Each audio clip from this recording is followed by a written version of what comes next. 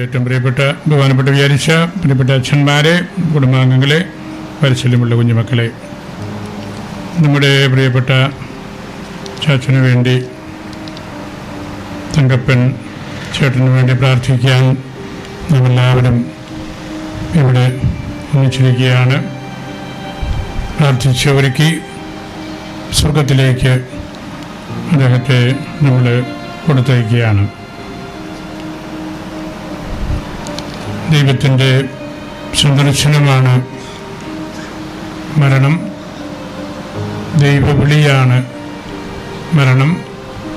ദൈവവിളി സ്വീകരിച്ച് അദ്ദേഹം സ്വർഗത്തിലേക്ക് പോവുകയാണ്. ഇവിടെ ആയിരത്തിനാനത്ത് നല്ല വിശ്വാസ തീഷ്ണതയിൽ ജീവിച്ചു. നിസ്സാരമായ കാര്യമല്ല. വലിയൊരു തറവാടാണ് കല്ലൂരിൽ. അതിൽ പ്രധാനപ്പെട്ട ഒരു കാരണവർ എന്ന നിലയിൽ കുടുംബാംഗങ്ങളെ എല്ലാം കാത്ത് പരിപാലിക്കുവാനും വലിയൊരു സ്നേഹബന്ധം ഉറപ്പാക്കാനും അദ്ദേഹത്തിന് കഴിഞ്ഞിട്ടുണ്ട്. ദേവാലയത്തോട് ബന്ധപ്പെട്ട ജീവിതമായിരുന്നു അദ്ദേഹം എപ്പോഴും നയിച്ചത്. പള്ളിയിൽ പ്രഖ്യാപനായിട്ട് ശുശ്രൂഷ ചെയ്തിട്ടുണ്ട്. നന്നായിട്ട് പ്രാർത്ഥിക്കുന്ന ആളായിരുന്നു. പ്രാർത്ഥന ദൈവത്തോടുള്ള വർത്തമാനം പറച്ചിലാണ്. നമ്മൾ പലപ്പോഴും ദൈവത്തോട് വർത്തമാനം പറയാൻ ഉത്സാഹം കാണിക്കാറില്ല. അക്കാര്യത്തിലെല്ലാം ചാച്ചൻ നല്ല താല്പര്യമെടുത്തിരുന്നു.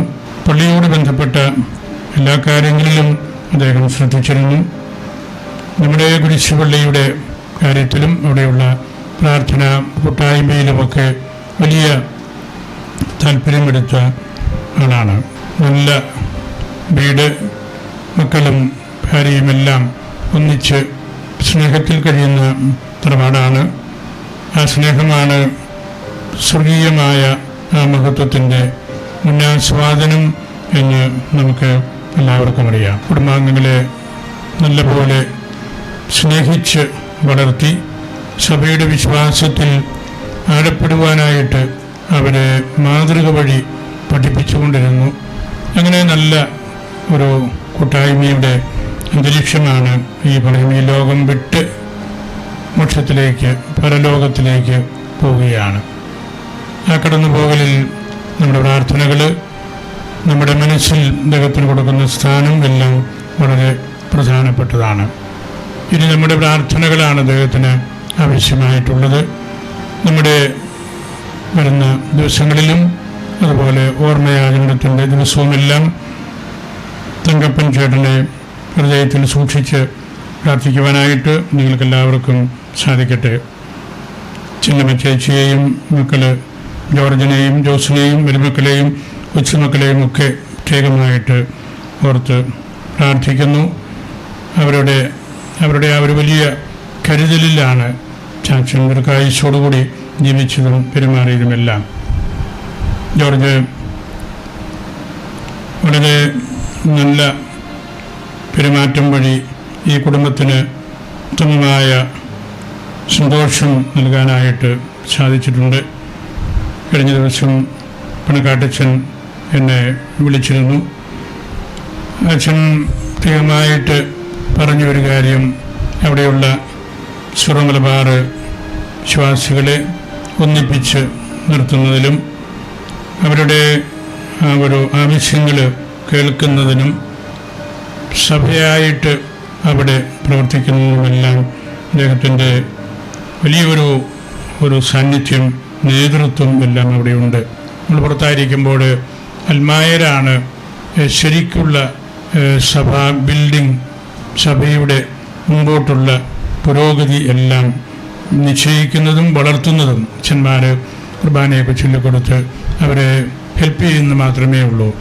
അങ്ങനെ നമ്മളുടെ സഭയുടെ ആ ഒരു പൈതൃകം അവിടെ സ്ഥാപിക്കുന്നതിൽ നിർണായകമായ പങ്ക് അദ്ദേഹം വഹിക്കുന്നു. അച്ഛൻ വലിയ താല്പര്യത്തോടു കൂടിയാണ് ആ കാര്യം എന്നോട് പറഞ്ഞത്. ഞാൻ ആ കാര്യം ഇവിടെ ഓർക്കുകയാണ്. നമ്മുടെ ആളുകൾ, നമ്മളുടെ മക്കൾ ഈ കേരളം വിട്ട് പുറത്തു പോകുമ്പോൾ അവർ ഈ സഭയുമായിട്ടാണ് പോകുന്നത്, ഈ സഭയുടെ പൈതൃകവുമായിട്ടാണ് പോകുന്നത്.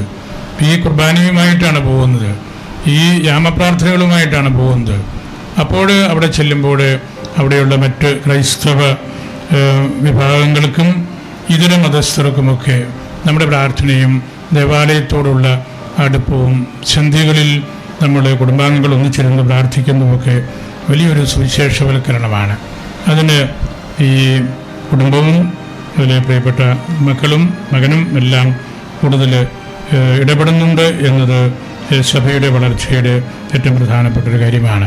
അങ്ങനെല്ലാവരെയും ഞാനൊരിക്കൽ കൂടി പ്രത്യേകമായിട്ട് ഓർക്കുന്നു.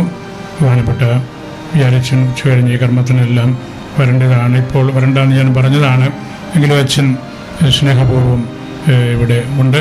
അതുപോലെ തങ്കപ്പഞ്ചേട്ടൻ്റെ കസിനാണ് നമ്മുടെ അച്ഛന്. നിങ്ങളുടെ വലിയൊരു കുടുംബമാണ്. നിങ്ങളുടെ പ്രാർത്ഥനകളിൽ അദ്ദേഹത്തെ സൂക്ഷിക്കണം. ഞാനും തങ്കപ്പഞ്ചേട്ടന് വേണ്ടി പ്രാർത്ഥിച്ചുകൊള്ളാം. പരിശുദ്ധ അൽഫോൻസാമ്മയുടെ മധ്യസ്ഥം യാചിച്ചുകൊണ്ട് എൻ്റെ വാക്കുകൾ സംഭരിക്കും.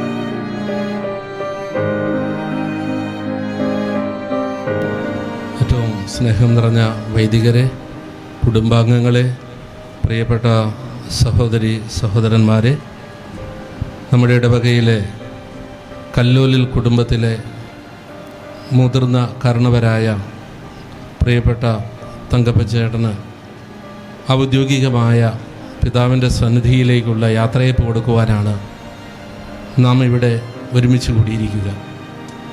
ഈ അവസരത്തിൽ നമുക്കൊരുമിച്ച് സഭ നൽകുന്ന ഔദ്യോഗികമായ യാത്രയയപ്പിൽ പ്രാർത്ഥനാപൂർവം നമുക്ക് പങ്കെടുക്കാം. പ്രിയപ്പെട്ട തങ്കപ്പച്ചേട്ടൻ തൻ്റെ ജീവിതത്തിൻ്റെ നല്ലൊരു ഭാഗം വടക്കേ ഇന്ത്യയിൽ ഭിലായി സ്റ്റീൽ പ്ലാന്റിൽ നല്ല ഒരു ഉദ്യോഗസ്ഥനായി ജോലി ചെയ്തു. ഏതാണ്ട് 33 വർഷത്തോളമാണ് അവിടെ ജോലി ചെയ്തത്. അതിനുശേഷം ഇവിടെ വന്ന് നാട്ടിൽ തൻ്റെ സഹോദരങ്ങളോടൊപ്പം നല്ല ഒരു ഇടവകാംഗമായി തൻ്റെ ജീവിതത്തെ ചെലവഴിച്ചു.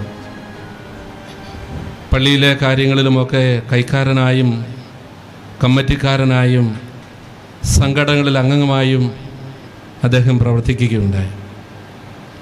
ഏതെല്ലാം കാര്യങ്ങളിൽ അദ്ദേഹം ഇടപെടുന്നുണ്ടോ അവിടെയെല്ലാം തീഷ്ണതയോടെ തൻ്റെ വിശ്വാസത്തിൻ്റെ പങ്കുവയ്ക്കലാണ് പലപ്പോഴും എനിക്ക് കാണുവാൻ സാധിച്ചത്. പ്രിയപ്പെട്ട തങ്കപ്പച്ചേട്ടനെ കുറിച്ച് പറയുമ്പോൾ ഒരു നല്ല നീതിമാനായ മനുഷ്യനായിരുന്നു.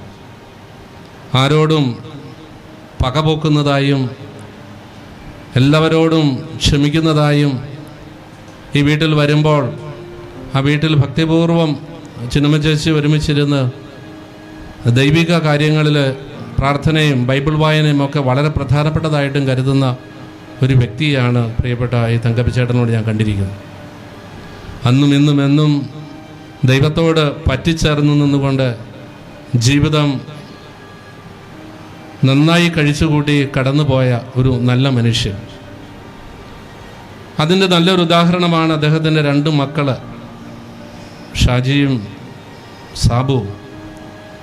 സമൂഹത്തിൽ വലിയ പ്രവർത്തനങ്ങളൊന്നും നടത്തിയില്ലെങ്കിലും ഷാജി സിംഗപ്പൂരിലെ നല്ല ഒരു ചെറുപ്പക്കാരനായി കുടുംബത്തോടൊപ്പം ജീവിക്കുന്നു എന്നുള്ളത് സന്തോഷകരമായൊരു കാര്യമാണ്. ഈ അപ്പനോടുള്ള സ്നേഹത്തിൽ പലതവണ ഇവിടെ വരികയും അദ്ദേഹത്തോടൊപ്പം ആയിരിക്കുകയും ഒക്കെ ചെയ്യുന്നുണ്ടായിരുന്നു. സാബു അതുപോലെ തന്നെ എൻ്റെ ഒരിക്കൽ പലതവണ വന്നിട്ടുണ്ട്. സാബുവിൻ്റെ ഭാര്യ ഈ പിതാവിനെ നോക്കുന്നതിൽ അങ്ങേയറ്റം ശ്രദ്ധയുള്ളവളായിരുന്നു. ഈ 2 മക്കളും അവരുടെ സ്നേഹക്കൂട്ടായ്മ തന്നെ ഒരു നീതിമാനായ പിതാവിൻ്റെ വലിയൊരു സന്തോഷമാണ്. കുടുംബത്തിൻ്റെ സമാധാനമാണ് ഒരു പിതാക്കന്മാർക്ക് ഏറ്റവും നല്ല സന്തോഷമെന്ന് പറയും. മക്കളെ പ്രതി വലിയ സന്തോഷം അനുഭവിച്ച് സമാധാനത്തിലാണ് ഈ പ്രിയപ്പെട്ട പിതാവ് യാത്ര ചെയ്യുന്നത്. അദ്ദേഹത്തിൻ്റെ സുഹൃത്ത് ജീവിതത്തിൻ്റെ ഭാഗമാണിത്. പ്രിയപ്പെട്ടവരെ, മരണമെന്ന് പറയുന്നത് നമുക്കെല്ലാമുള്ള അറിയാവുന്ന യാഥാർത്ഥ്യമാണ്. ഈ യാഥാർത്ഥ്യം നമുക്കറിയാമെങ്കിലും നമ്മുടെ ജീവിതം മുന്നിൽ കാണുന്ന വെട്ടിപ്പിടിച്ചെടുക്കുവാനുള്ള ഓട്ടം നടന്നുകൊണ്ടിരിക്കുകയാണ്. ഓട്ടത്തിനിടയിൽ പെടഞ്ഞു വീണ് മരിക്കുന്നു, അതോടെ അവരുടെ ഭാഗ്യം തീരുന്നു. എന്നാൽ ദൈവം നൽകിയ ജീവനും ദൈവം തിരിച്ചെടുക്കുന്ന ജീവനും അതിനിടയിലുള്ള കാലഘട്ടം ദൈവത്തോടൊപ്പം ജീവിക്കാനുള്ളതാണ് എന്ന് പലപ്പോഴും നമ്മൾ മറന്നുപോകും. മറിച്ച് അത് ചടങ്ങുകളായി മാത്രം നമ്മുടെ ജീവിതത്തിൽ ശേഷിക്കുന്നു. വളരെ സ്നേഹം നിറഞ്ഞ ഈ പ്രിയപ്പെട്ട പിതാവിന് നമുക്ക് നമ്മുടെ സാന്നിധ്യവും പ്രാർത്ഥനകളും സ്വർഗത്തിൽ ഈശോയോടൊപ്പം ആയിരിക്കണമേ എന്ന് നമുക്ക് പ്രാർത്ഥിക്കാം.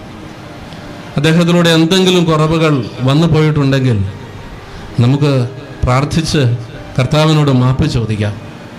പ്രിയപ്പെട്ട കുടുംബാംഗങ്ങൾ, തീർച്ചയായിട്ടും നിങ്ങൾ നന്നായിട്ട് മക്കൾ അപ്പനെ നോക്കി, അപ്പൻ നിങ്ങളെയും നോക്കി 100% നിങ്ങൾ ശ്രദ്ധയോടെ കൊണ്ടുപോയി. പ്രിയപ്പെട്ട ചിന്നമ്മ ചേച്ചി ഒരു നല്ല ജീവിത പങ്കാളിയായിരുന്നു. അതുകൊണ്ട് നിങ്ങളുടെ വിഷമങ്ങളിലും നിങ്ങളുടെ ദുഃഖങ്ങളിലും ഞങ്ങളുടെ സാന്നിധ്യവും പ്രാർത്ഥനയും ഉണ്ടാവുകയാണ്. പ്രിയപ്പെട്ട തമ്പുചേട്ടൻ്റെ ആത്മാവിന് നിത്യശാന്തി നേർന്നുകൊണ്ട് എൻ്റെ വാക്കുകൾ നിർത്തുന്നു. ഈശോയുടെ അതിദാരുണമാം പീഡാസഹനങ്ങളെ ഓർത്തെന്നും പിതാവേ ഞങ്ങളുടെ ലോകം മുഴുവന്റെ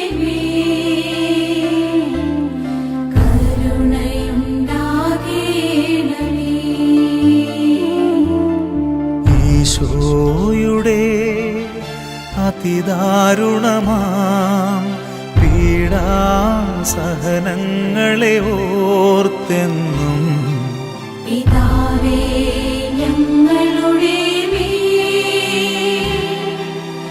ലോകം മുഴുവന്റെ കരുണയുണ്ടാകേണമേ.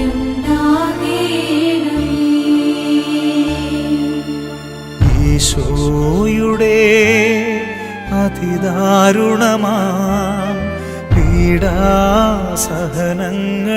ഓർത്തെന്നും പിതാവേ ഞങ്ങളുടെ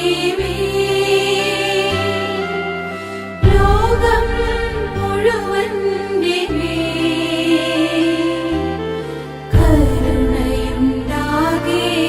കരുണയുണ്ടാകേണമേ. ഈശോയുടെ അതിദാരുണമാം പീഡാസഹനങ്ങളെ ഓർത്തെന്നും പിതാവേ